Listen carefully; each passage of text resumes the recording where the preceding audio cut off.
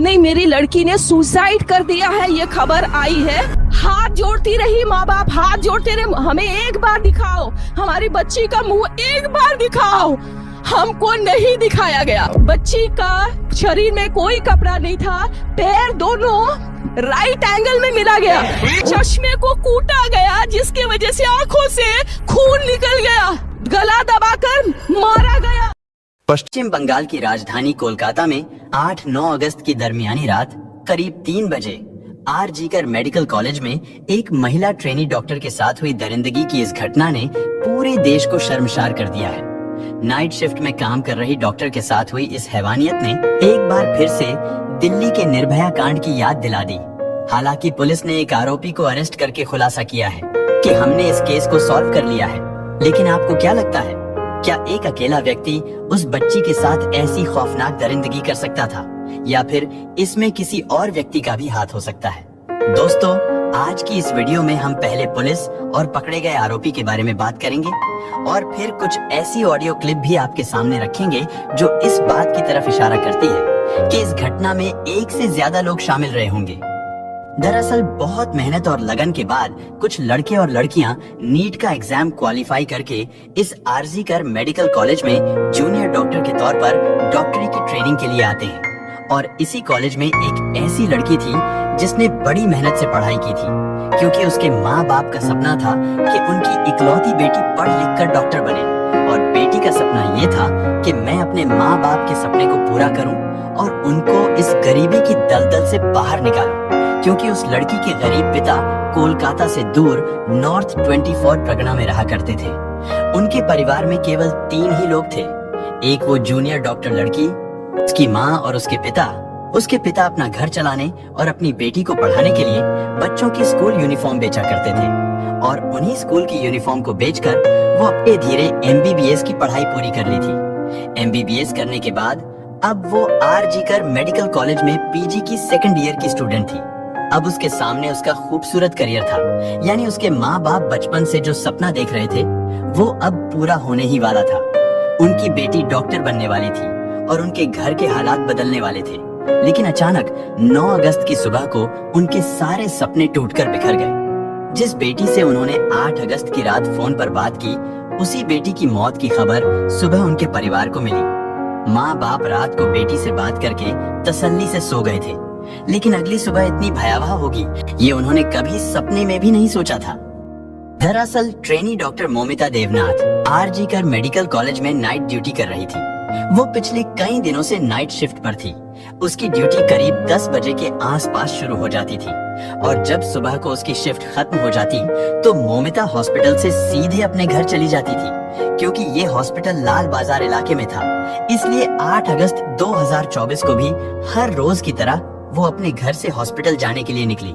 Hospital पहुंचने के बाद जो पेशेंट उसके अंडर में थे, उसने उन मरीजों को देखा, यानी उसने उन्हें अटेंड किया, और इस काम में उसे रात के करीब 2 बज गए थे। उस समय हॉस्पिटल में मरीजों और उनके साथ आने वाले लोगों की भीड़ थोड़ी कम होने लगी और हॉस्पिटल में सन्नाटा छाने लगा, क्योंकि उस समय मरीज भी कम होने लगे थे। इसलिए ट्रेनी डॉक्टर मोमिता को भी थोड़ा फुर्सत का समय मिला, तो उस जूनियर डॉक्टर ने अपने 4 और जूनियर डॉक्टरों के साथ बैठकर हॉस्पिटल की कैंटीन में रात का खाना खाया। उस समय रात के 2 बज रहे थे। खाना खाने के बाद अक्सर इमरजेंसी वार्ड की ड्यूटी से जब डॉक्टर या मेडिकल स्टाफ थक जाते थे तो वो हॉस्पिटल के सेमिनार हॉल में आराम करने के लिए चले जाते थे। हालांकि उस सेमिनार हॉल में करीब 25 से 30 लोगों के बैठने के लिए वहाँ कुर्सियां भी लगाई गई हैं, क्योंकि जब भी हॉस्पिटल में कोई फंक्शन होता था तो वो इसी सेमिनार हॉल में होता था। ये सेमिनार हॉल 4थी मंजिल पर बनाया गया है। लेकिन अजीब बात ये है कि इतने बड़े और प्रसिद्ध आरजीकर मेडिकल कॉलेज में स्टाफ के आराम करने के लिए कोई भी कमरा, कोई भी रूम नहीं बनाया गया है, जिस कारण जो मेडिकल स्टाफ नाइट शिफ्ट में ड्यूटी पर होते हैं, जब वो लोग काम से थक जाते हैं तो जूनियर डॉक्टर और बाकी स्टाफ के लोग भी उसी 4th फ्लोर पर सेमिनार हॉल में आराम करने चले जाते थे, और वहां पर बैठकर मेडिकल स्टाफ के लोग थोड़ी देर आराम कर लेते थे और फिर थोड़ी देर बाद वो अपनी ड्यूटी पर चले जाते थे। इसी तरह ये जूनियर डॉक्टर यानी मोमिता देवनाथ भी रात का खाना खाने के बाद अपने डॉक्टर साथियों को गुड नाइट कहकर करीब 2 से 3 बजे के दरमियान यानी 2:30 बजे के आसपास 4th फ्लोर पर बने उस सेमिनार हॉल में जाती है और वहां जाकर मोमिता सोचती है कि वो थोड़ी देर आराम करेगी और फिर उसके बाद अपनी बाकी शिफ्ट को पूरा करेगी। लेकिन उस जूनियर डॉक्टर के सेमिनार हॉल में जाने के बाद सुबह तक उसके बारे में किसी को कुछ भी पता नहीं चलता। उधर उसके साथ नाइट शिफ्ट में काम करने वाले दोस्तों को भी लगा कि शायद मोमिता अपने घर चली गई है, इसलिए वो लोग भी अपनी अपनी ड्यूटी में बिजी हो जाते हैं। इसके बाद धीरे धीरे रात गुजर गई और फिर अगली सुबह हो गई थी। यानी रात 3 बजे से लेकर सुबह के करीब 8:30 बजे तक भी उस हॉस्पिटल का माहौल बिल्कुल शांत और नॉर्मल था। लेकिन जब 8:30 बजे हॉस्पिटल का एक स्टाफ उसी सेमिनार हॉल का दरवाजा खोलकर अंदर जाता है और जैसे ही वो अंदर जाता है तो उसके मुंह से चीख निकल जाती है, क्योंकि वहां पर उसने देखा कि सामने फर्श पर एक गद्दा पड़ा है और उस गद्दे पर एक लड़की पड़ी हुई है। इसके बाद वो उस लड़की के थोड़ा और करीब जाता है। उसने देखा कि उसके चारों तरफ खून ही खून फैला हुआ है। उसके बाद वो व्यक्ति बदहवास हालत में चीखता हुआ उस सेमिनार हॉल से बाहर की ओर भागता है। उसकी चीखें सुनकर स्टाफ के कुछ लोग भी वहां पर पहुंच जाते हैं और फिर देखते ही देखते कुछ ही देर में हॉस्पिटल के तमाम डॉक्टर, जूनियर डॉक्टर तथा स्टाफ के सभी लोग वहां पर इकट्ठा हो गए और फिर जो कुछ उन्होंने अपनी आंखों से देखा उसे देखकर उनकी भी चीख निकल गई थी, क्योंकि वहां पर लेडी जूनियर डॉक्टर मोमिता देव नाथ लहूलुहान पड़ी थी। उसके जिस्म पर ऊपर के कुछ कपड़े तो थे, लेकिन नीचे के कपड़े बिल्कुल भी नहीं थे, यानी वो अर्धनग्न अवस्था में थी। उसके पूरे शरीर पर यानी चेहरे से लेकर पैरों तक शायद ही कोई ऐसी जगह हो जहां पर जख्म का कोई निशान ना हो। उसकी दोनों आंखों और चेहरे से खून रिस रहा था, पूरी बॉडी से खून रिस रहा था। इसके बाद आनन फानन में उस जूनियर डॉक्टर की लाश को कपड़ों से ढक दिया गया। हालांकि आमतौर पर ऐसे जख्मियों को या फिर ऐसी लाश को हॉस्पिटल ले जाया जाता है, लेकिन डॉक्टर मोमिता देवनाथ तो हॉस्पिटल में ही पड़ी थी और वहां पर मौजूद डॉक्टरों को उसी समय ये पता चल गया था कि अब उसकी सांसें थम चुकी है और वो मर चुकी है। इसके बाद ट्रेनी डॉक्टर मोमिता की लाश को मुर्दा घर ले जाया गया, क्योंकि उस लाश की शिनाख्त पीजी सेकंड ईयर की स्टूडेंट के रूप में हो चुकी थी। इसलिए जूनियर डॉक्टर मोमिता देवनाथ के घर वालों को भी इस घटना की सूचना दे दी गई।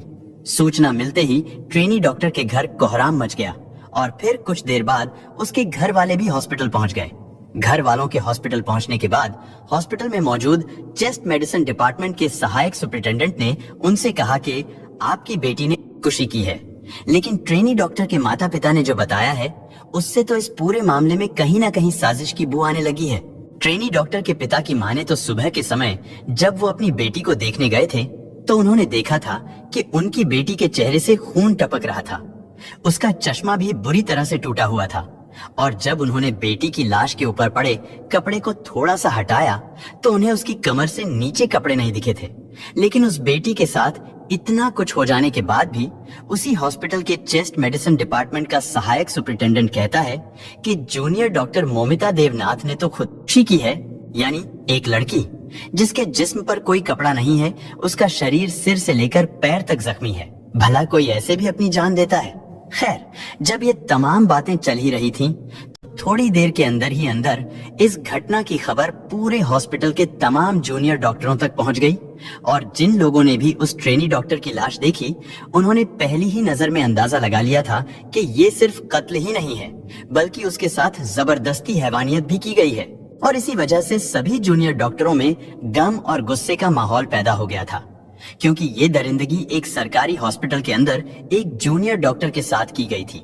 लेकिन स्टूडेंट का गुस्सा अभी भी काबू में था और इसी बीच शुरुआती पोस्टमार्टम रिपोर्ट भी आ गई, क्योंकि वो सभी लोग डॉक्टर थे और वो लड़की भी उन्हीं डॉक्टरों में से एक जूनियर डॉक्टर थी जिसके साथ ये सब कुछ हुआ था। शुरुआती पोस्टमार्टम रिपोर्ट से ही उन सबको पता चल गया था कि उस ट्रेनी डॉक्टर के साथ क्या कुछ हुआ है और किस तरह से दरिंदगी की गई है। पोस्टमार्टम रिपोर्ट के मुताबिक उसकी दोनों आंखों से खून रिस रहा था, उसके मुंह से भी खून बह रहा था, उस ट्रेनी डॉक्टर के प्राइवेट पार्ट से भी खून बह रहा था, उसका पेट बुरी तरह से जख्मी था, उसका बायां पैर टूटा हुआ था, उसकी गर्दन भी टूटी हुई थी, दाहिना हाथ टूटा हुआ था, उसकी रिंग फिंगर भी टूटी हुई थी, होंठ जख्मी थे और होंठ से भी खून रिस रहा था। उसके जिस्म पर कई जगह दांतों से भी काटा गया था, यानी उस मासूम बच्ची के शरीर को बहुत ही बेदर्दी से भंबोड़ा गया था। आगे पोस्टमार्टम रिपोर्ट में था कि शायद इन सब के बाद आखिर में गला घोटकर उसकी हत्या कर दी गई थी। लेकिन इस पोस्टमार्टम रिपोर्ट में भी कई चीजें क्लियर नहीं थी। जैसा कि ये तो क्लियर किया गया था कि डॉक्टर मोमिता के साथ जबरदस्ती हुई है, लेकिन ये क्लियर नहीं किया गया था कि उसके साथ जबरदस्ती मौत से पहले हुई थी या उसकी मौत के बाद, यानी ये हैवानियत जूनियर डॉक्टर के साथ जिंदा रहते हुए की गई थी या फिर उसकी लाश के साथ की गई थी। खैर, जब ये भयानक पोस्टमार्टम रिपोर्ट डॉक्टरों के सामने आई तो डॉक्टरों का गुस्सा बर्दाश्त से बाहर हो गया और फिर देखते ही देखते पूरे आरजीकर कॉलेज के डॉक्टरों ने हड़ताल कर दी। उन सब ने काम करना बंद कर दिया। उन सभी जूनियर डॉक्टरों का कहना था कि अगर सरकारी हॉस्पिटल में भी वो लोग सुरक्षित नहीं हैं, तो फिर कहाँ सुरक्षित रहेंगे। इसके बाद धरना प्रदर्शन शुरू हो गया और फिर पुलिस के ऊपर भी दबाव बनाया जाने लगा था। हालांकि शुरुआत में तो कोलकाता पुलिस ने भी इस केस को यूं ही अनदेखा करने की कोशिश की, लेकिन जब पता चला कि लोग बहुत ज्यादा गुस्से में हैं, तो अचानक मामले को हाथ से निकलता देखकर कोलकाता पुलिस को तुरंत एक स्पेशल टीम गठित करनी पड़ी। इसके बाद इस केस की जांच शुरू की गई। ये मामला चीफ मिनिस्टर तक भी गया, साथ ही पॉलिटिक्स भी शुरू हो गई। और जब पुलिस ने अपनी जांच शुरू की तो फिर धीरे धीरे इस दरिंदगी और कत्ल की कहानी सामने आई। पुलिस ने सबसे पहले उस सेमिनार हॉल से जांच शुरू की थी जहां पर उस ट्रेनी डॉक्टर की लाश मिली थी, क्योंकि उस सेमिनार हॉल के अंदर कोई सीसीटीवी कैमरा नहीं था, जिस कारण ये पता नहीं चल पा रहा था कि उस रात सेमिनार के अंदर क्या हुआ था। इसके बाद कोलकाता पुलिस ने पता लगाना शुरू किया कि उस रात जूनियर डॉक्टर कब कहाँ थी, किस इमरजेंसी वार्ड में उसने ड्यूटी की थी। साथ ही नाइट ड्यूटी में जो उस जूनियर डॉक्टर के दोस्त थे, उन सभी चश्मदीदों से भी पूछताछ की गई। पूछताछ में पता चला कि डॉक्टर मोमिता ने आखिरी बार अपने उन्हीं 3-4 दोस्तों के साथ खाना खाया था। इसके बाद उन दोस्तों से भी पूछताछ की गई और इस सारी पूछताछ के बाद पुलिस ने अनुमान लगाया कि करीब 3 बजे के आसपास खाना खाकर वो lady junior doctor seminar hall में आराम करने के लिए गई थी। हॉस्पिटल के ज्यादातर डॉक्टर और स्टाफ के लिए वहां जाकर आराम करना नॉर्मल था, क्योंकि सेमिनार के अंदर कोई कैमरा नहीं था। इसलिए पुलिस ने सेमिनार के आसपास लगे कैमरों पर फोकस किया। इत्तेफाक से पुलिस को 2 ऐसे कैमरे मिल गए जो उस सेमिनार हॉल की एंट्री और एग्जिट गेट को कवर कर रहे थे। इसके बाद पुलिस ने चश्मदीदों के बताए गए समय के अनुसार, यानी रात 3 बजे से लेकर ट्रेनी डॉक्टर की लाश मिलने के समय यानी 8 बजे तक के सभी सीसीटीवी कैमरा को खंगालना शुरू किया तो बहुत सारे लोग उस सेमिनार हॉल की तरफ जाते हुए दिखाई दिए। उनमें कई नर्स भी थी, कई जूनियर डॉक्टर थे, इसके अलावा कुछ और स्टाफ के लोग भी थे। इसलिए पुलिस के सामने चुनौती ये थी कि अब उनमें से किस पर शक किया जाए। काफी सोच विचार के बाद पुलिस ने इसका हल ये निकाला कि उस समय सीसीटीवी में सेमिनार हॉल के सामने से जो लोग नॉर्मल कपड़ों में गुजरते हुए दिखाई दे रहे थे, पुलिस ने उन सभी को अच्छे से चेक करना शुरू किया और साथ ही हॉस्पिटल स्टाफ के जो हेड हैं, उन सबको बुलाकर सीसीटीवी दिखाना शुरू किया और उनसे कहा गया कि आप आइडेंटिफाई कीजिए इन लोगों में से कौन क्या है।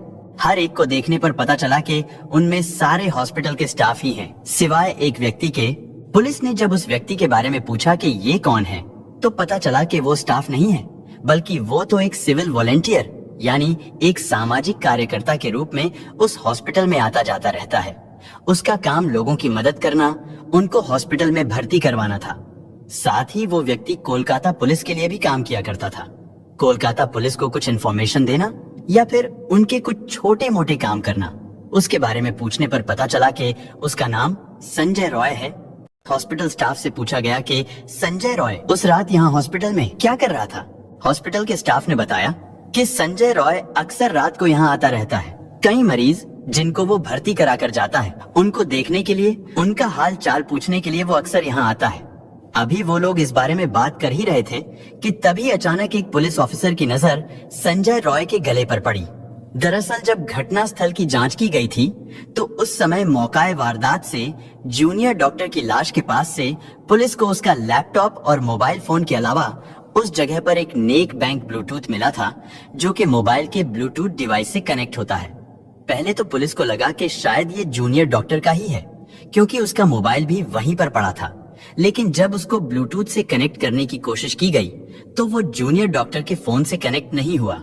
हालांकि उस दौरान भी पुलिस ने बहुत सारे लोगों के फोन से उस नेक बैंक ब्लूटूथ को कनेक्ट करने की कोशिश की थी, लेकिन उस समय वो किसी भी फोन से कनेक्ट नहीं हुआ था। लेकिन अब सीसीटीवी फुटेज में अचानक पुलिस की नजर संजय रॉय पर पड़ गई थी, जो करीब 3:20 के आसपास सेमिनार हॉल की तरफ जाता हुआ दिखाई दे रहा था और उसके चलने से लग रहा था कि वो लड़खड़ा रहा है। शायद वो नशे में था। लेकिन सबसे बड़ी चीज जिस पर पुलिस की नजर पड़ी थी वो ये था कि जब वो वहां से गुजर रहा था तो तब उसके गले में नेक बैंक ब्लूटूथ नजर आ रहा था, लेकिन जब वो सेमिनार हॉल से बाहर निकल रहा था तो तब उसके गले में ब्लूटूथ नहीं था। लेकिन ठीक उसी तरह की एक नेक बैंक ब्लूटूथ पुलिस ने उस महिला डॉक्टर की लाश के पास से बरामद की थी और चेक करने पर पता चला था वो ब्लूटूथ डॉक्टर का नहीं था। और इससे ये तो साफ हो गया था कि जिस व्यक्ति का भी वो ब्लूटूथ है, कातिल भी वही है। इसके बाद सीसीटीवी कैमरा के आधार पर जितने भी लोगों को चिन्हित किया गया था, पुलिस ने उन सब के फोन को उस ब्लूटूथ से कनेक्ट करने की कोशिश की, लेकिन फिर भी कोई सफलता नहीं मिली। और अब जब संजय रॉय का चेहरा सामने आया था तो हॉस्पिटल के स्टाफ ने बताया कि वो अक्सर यहाँ आता जाता रहता है। इसके बाद कोर्ट तुरंत संजय रॉय को अरेस्ट कर लेती है। संजय उस समय भी नशे में था और जब पुलिस उससे पूछताछ कर रही थी, उससे सवाल कुछ पूछा जा रहा था और वो जवाब कुछ और दे रहा था। लेकिन पुलिस को जो ब्लूटूथ घटनास्थल से मिला था, एक पुलिस वाला उस ब्लूटूथ को संजय के मोबाइल से कनेक्ट करने की कोशिश करता है तो वो ब्लूटूथ संजय के मोबाइल फोन से तुरंत कनेक्ट हो जाता है। इसके बाद जब उसका नशा उतरता है तो पुलिस उससे पूछताछ करती है, साथ ही उसके मोबाइल को भी चेक किया जाता है और ये पता लगाया जाता है कि 8 और 9 अगस्त को वो कहां गया था। पुलिस उसके पूरे डाटा को खंगालती है और फिर पुलिस ये खुलासा करती है कि उस जूनियर डॉक्टर का कातिल और रेपिस्ट कोई और नहीं बल्कि यही संजय रॉय है। पुलिस के मुताबिक 8 अगस्त की रात को संजय हॉस्पिटल में पहुंचता है। इसके बाद वो हॉस्पिटल के पीछे एक सुनसान जगह बैठकर देर रात तक शराब पीता है और फिर हॉस्पिटल में इधर उधर घूमता रहता है। पुलिस का मानना था कि संजय सीसीटीवी कैमरे में उस तरफ जाता हुआ दिखाई दे रहा था जिस तरफ सेमिनार हॉल है और फिर करीब 40 मिनट बाद वहां से निकलता हुआ भी दिखाई देता है। और इसका मतलब ये था कि उस रात जो कुछ भी हुआ था वो उन 40 मिनट में हुआ था और वो ब्लूटूथ आरोपी को पकड़ने के लिए पुलिस के पास सबसे बड़ा सबूत था, क्योंकि वो ब्लूटूथ मौकाए वारदात से मिला था। और सबसे बड़ी बात ये कि संजय के गले में सेमिनार की तरफ जाते हुए तो ब्लूटूथ था लेकिन आते हुए नहीं था, यानी जब उसका ब्लूटूथ गिरा था तो उस समय वो होश में नहीं था।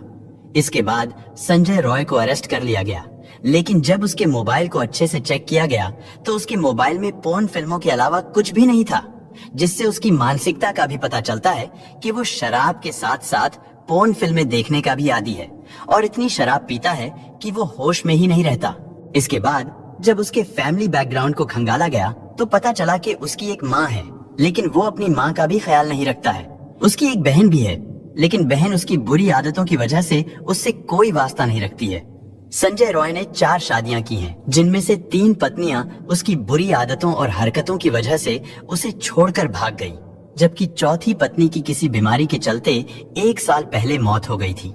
बहुत से लोग और रिश्तेदार तो यही समझते थे कि वो पुलिस में नौकरी करता है, क्योंकि उसने सबको यही बता रखा था कि वो पुलिस डिपार्टमेंट में है, जबकि वो पुलिस के लिए एक तरह से मुखबिर का काम किया करता था। इधर संजय रॉय को अरेस्ट करने के बाद कोलकाता पुलिस ने खुलासा किया कि इस केस को सॉल्व कर लिया गया है, लेकिन अब इस बात की भी जांच कर रहे हैं कि क्या इस पूरे घटनाक्रम में वो अकेला था, क्योंकि आर.जी.कर कॉलेज के सभी जूनियर डॉक्टरों का कहना था कि डॉक्टर मोमिता वेदनाथ एक होनहार हष्ट-पुष्ट लड़की थी, जबकि संजय राय एक दुबला पतला सा व्यक्ति है। और सबसे बड़ी चीज जो इस बात की तरफ इशारा करती है कि इस दरिंदगी में संजय अकेला नहीं था, बल्कि उसके साथ और भी कई लोग रहे होंगे, क्योंकि उस समय संजय नशे में धुत था, उससे तो ठीक से चला भी नहीं जा रहा था। तो क्या ऐसे में अकेले ही उसने ट्रेनी डॉक्टर पर काबू पा लिया था?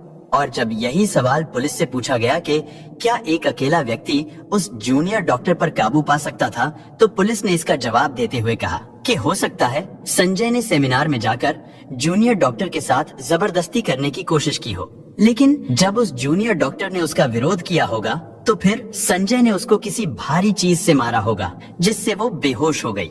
पुलिस का कहना था कि हो सकता है उसी समय उस जूनियर डॉक्टर की सांसें थम चुकी हों, यानी उसकी मौत उसी समय हो चुकी थी और डॉक्टर के मौत के बाद ही संजय ने उसके साथ दरिंदगी की है, क्योंकि सारी चीजों को देखते हुए उसके जीते जी तो उसके साथ जबरदस्ती करना संजय के लिए पॉसिबल नहीं था। या फिर दूसरी थ्योरी ये है कि इसमें एक से ज्यादा लोग शामिल थे। लेकिन अब सवाल ये कि अगर एक से ज्यादा लोग शामिल थे तो फिर वो कौन लोग थे? क्या वो हॉस्पिटल के स्टाफ ही थे या कोई और था, या फिर उस डॉक्टर के अपने दोस्त ही थे, या संजय की तरह के ही कई शराबी लोग थे? लेकिन अभी ये सारी चीजें चल ही रही थी कि तभी अचानक सोशल मीडिया पर एक ऑडियो क्लिप वायरल होता है जिसमें इस घटना के पीछे किसी बड़े पॉलिटिकल कनेक्शन की बात की गई है। साथ ही इस बातचीत ने कोलकाता पुलिस और उसकी जांच पर भी गंभीर सवाल खड़े कर दिए हैं। हालांकि ये ऑडियो क्लिप बंगाली भाषा में है, लेकिन साथ ही आपको उसका हिंदी ट्रांसलेशन स्क्रीन पर भी लिखा हुआ दिखाई देगा। आप उसको भी पढ़कर समझ सकते हैं। ঠিক আছে, ওটা প্রিন্সিপালই চালাচ্ছে এন্ড প্রিন্সিপালের যারা সাথে তারাই চালাচ্ছে আমাদেরকে। আমরা সাসপেক্ট করছি এটা ইন্টার্নের কাজ, ঠিক আছে, এবং যে ইন্টার্ন তার যথেষ্ট পলিটিক্যাল ব্যাকগ্রাউন্ড আছে, তার ফ্যামিলি মেম্বারও প্রোটেকশন দেওয়ার জন্যই মানে খারাপ লাগছে ভাবতে যে আমার ব্যাচমেটই এরকম করতে পারে এবং কলেজ অথরিটি এতটা নির্লজ্জ যে তাকে সেফগার্ড করার জন্য এত করে গেমস খেলা হচ্ছে। हालांकि 8 और 9 अगस्त की दरमियानी रात को कोलकाता के सरकारी हॉस्पिटल में महिला ट्रेनी डॉक्टर के साथ हुई इस हैवानियत के आरोपी को पुलिस ने चुस्ती फुर्ती दिखाते हुए मात्र 24 घंटों के अंदर अरेस्ट भी कर लिया था। लेकिन अब सवाल ये, आखिर आरोपी के पकड़े जाने के बाद भी सभी ट्रेनी डॉक्टर इंसाफ की मांग पर क्यों डटे हुए हैं? क्यों आरोपी के पकड़े जाने के बाद भी डॉक्टरों का गुस्सा शांत नहीं हो रहा है? और क्यों आरोपी के पकड़े जाने के बाद भी सीबीआई जांच की मांग की जा रही है? और क्यों पश्चिम बंगाल की सीएम ममता बनर्जी को अपनी ही पुलिस को डेडलाइन देनी पड़ी है? इतना ही नहीं, इसके बाद टीएमसी के नेता कुणाल घोष ने भी अपने सोशल मीडिया प्लेटफॉर्म से एक और ऑडियो क्लिप जारी करके सनसनी मचा दी है। ऑडियो क्लिप को जारी करते हुए कुणाल घोष ने लिखा है कि ये फोन कॉल भी जांच के दायरे में आनी चाहिए, क्योंकि इस ऑडियो क्लिप में 2 लोगों की बातचीत है और इस पूरी कॉन्वर्सेशन में ट्रेनी महिला डॉक्टर की जांच पर बेहद ही गंभीर आरोप और सवाल खड़े किए गए हैं। कुणाल घोष की तरफ से जारी की गई इस ऑडियो क्लिप में दूसरे व्यक्ति ने पूरे मामले में किसी रसूखदार इंटर्न डॉक्टर के होने की बात की है और वो व्यक्ति आरोपी को बचाने के लिए किसी बड़ी साजिश की तरफ भी इशारा कर रहा है। कुणाल घोष ने इस ऑडियो क्लिप को जांच में शामिल करने की मांग की है। সাসপেক্ট করছিস তোরা আজকে করে ছেলেরা? আমরা দাদা সাসপেক্ট করছি এটা ইন্টার্নের কাজ, ঠিক আছে, এবং যে ইন্টার্ন তার যথেষ্ট পলিটিক্যাল ব্যাকগ্রাউন্ড আছে, তার ফ্যামিলি মেম্বারও যথেষ্ট উচ্চ পদস্থ, ঠিক আছে, নাম নিতে পারবো না কারণ আমি আমারই সমস্যা হয়ে যাবে, বাট না নাম নিতে হবে না, একদম নাম নিতে হবে না। না দাদা সেটাই, এবং তাকে প্রোটেকশন দেওয়ার জন্যই মানে খারাপ লাগছে ভাবতে যে আমার ব্যাচমেটই এরকম করতে পারে এবং কলেজ অথরিটি এতটা নির্লজ্জ যে তাকে সেফগার্ড করার জন্য এত কটা গেমস খেলা হচ্ছে। গোটা মুভমেন্ট আমাদের কলেজ অথরিটি রান করছে, হচ্ছে না, জেনারেল বডি মিটিং ডিলে করা হচ্ছে, সেখানে প্রিন্সিপাল ইটসেলফ এসে বলছে যে কেন ঘুমাবে রাতের বেলা, সেমিনার রুম থেকে ঘুমানোর জায়গা, যেখানে সিসিটিভি ফুটেজ লোপাট হয়ে যাচ্ছে, যেখানে পুলিশ এসে ফার্স্ট স্টেটমেন্ট দিচ্ছে না এটা তো সুসাইড, যেখানে তোমার কাউন্সিল কমিটি যেটা হয়েছে সেখানে সাইকিয়াট্রি এইচওডি কে রাখা হয়েছে জাস্ট টু প্রুভ দ্যাট দিদি ওয়াজ এ সাইকিক পেশেন্ট। আমার নিজের পার্সোনাল কনভারসেশন হয়েছে দিদির সাথে অনেকবার, দিদি ওয়াজ অ্যাবসলিউটলি নর্মাল। कुणाल घोष ने इस ऑडियो क्लिप को जांच में शामिल करने की मांग की है, लेकिन साथ ही इस ऑडियो क्लिप ने पुलिस की जांच और कार्रवाई पर भी कई सवाल खड़े कर दिए हैं और यही वजह है कि अपनी साथी डॉक्टर के साथ हुई इस दरिंदगी को लेकर आज कोलकाता सहित पूरे देश के भावी डॉक्टर्स सड़कों पर उतर आए हैं। लेकिन जिस तरह की शुरू से लेकर अब तक पुलिस की इस मामले में भूमिका रही है, उस पर डॉक्टरों द्वारा काफी सवाल खड़े किए जा रहे हैं, क्योंकि जिस तरह से कई बड़े अधिकारियों ने ट्रेनी डॉक्टर के परिवार वालों से संपर्क करके ये कहा है कि आप सेटलमेंट कर लीजिए, अब वो लोग किस तरह से सेटलमेंट करना चाहते थे ये बात समझ में नहीं आती है। खैर, इसके बाद जूनियर डॉक्टर के परिवार वालों ने सीबीआई जांच की मांग को लेकर हाई कोर्ट में याचिका दायर की। इसके बाद ये मामला हाई कोर्ट में पहुंचता है। हाई कोर्ट ने भी इस मामले को बड़ी ही गंभीरता से लिया, क्योंकि अब पुलिस पर हाई कोर्ट को भी भरोसा नहीं है और ना ही ट्रेनी डॉक्टर के परिवार वालों को भरोसा है और कहीं ना कहीं पूरे देश को भी पुलिस पर भरोसा नहीं है। इसलिए कोलकाता पुलिस ने कल सुबह यानी 14 अगस्त को ही ये केस सीबीआई को सौंप दिया था। यानी अब इस केस में आगे की जांच सीबीआई कर रही है। वहीं बात अगर सीबीआई की करें तो सीबीआई ने भी इससे पहले बहुत सारे मामलों में जांच पड़ताल की है, लेकिन सीबीआई द्वारा भी किसी मामले का इतनी आसानी और इतनी जल्दी से खुलासा नहीं हो पाता। खैर, अभी ये मामला चल रहा है, लेकिन अब सवाल ये है कि क्या सीबीआई इस मामले की जांच इतनी जल्दी कर पाएगी या नहीं कर पाएगी, या फिर ये मामला यूं ही सुशांत सिंह राजपूत केस की तरह ठंडे बस्ते में डाल दिया जाएगा। दोस्तों, इस घटना को सुनाने का उद्देश्य किसी का दिल दुखाना नहीं है, किसी को परेशान करना नहीं, बल्कि आपको जागरूक करना है, आपको सचेत करना है। दोस्तों, इस पूरी घटना के बारे में आपकी क्या राय है, कमेंट बॉक्स में जरूर बताएं। और अगर हमारी मेहनत पसंद आई हो तो इस वीडियो को लाइक करते हुए शेयर भी करें। अगर आपने अब तक चैनल को सब्सक्राइब नहीं किया है तो हमारे चैनल को सब्सक्राइब कर लीजिए। धन्यवाद।